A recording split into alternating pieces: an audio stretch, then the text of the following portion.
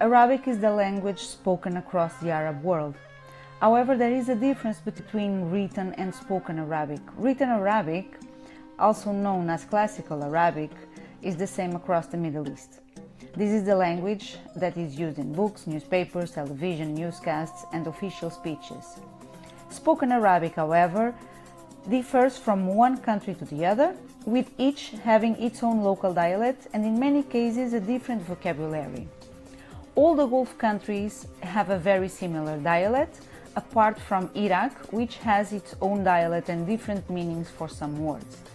The Syrian dialect is very similar to the Lebanese, which has been made popular by very famous singers and musicians.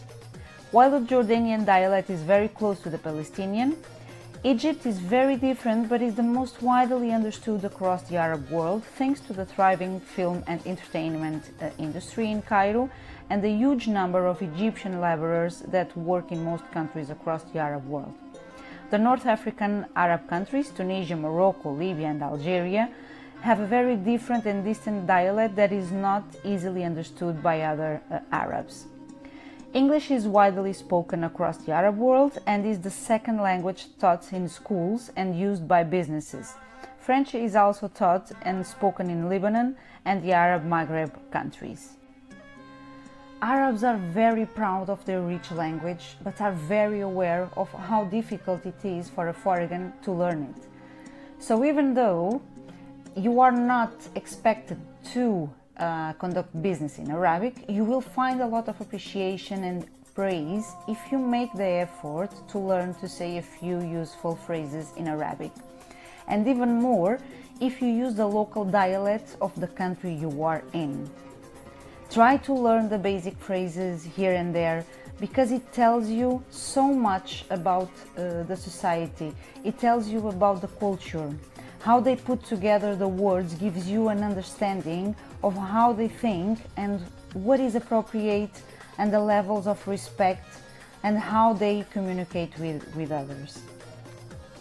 Meetings and correspondence will most likely be conducted in English. However, it is best not to make any assumptions, especially if you are dealing with a government entity. Double check beforehand so you can be prepared with your own translator or interpreter. A good, trusted translator or interpreter can be expensive, but without a doubt worth the investment. Look for someone who is experienced and can convey to you the tone and subtle meanings of what is being said.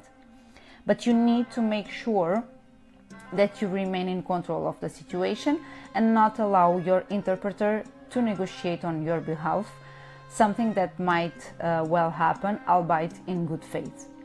Non-Arabs may notice that please is not often used by Arabs when asking for something. A policeman or an immigration officer might say, "Give me your passport," or "I want your papers."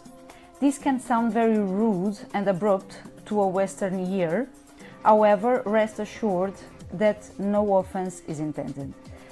In Arabic, the word please is not often used, but rather conveyed in other ways, including the tone of voice and the use of other phrases that are specific to each country. I will leave you here some useful words that can be used across the Arab world. I hope you enjoyed this cultural magazine. See you next time.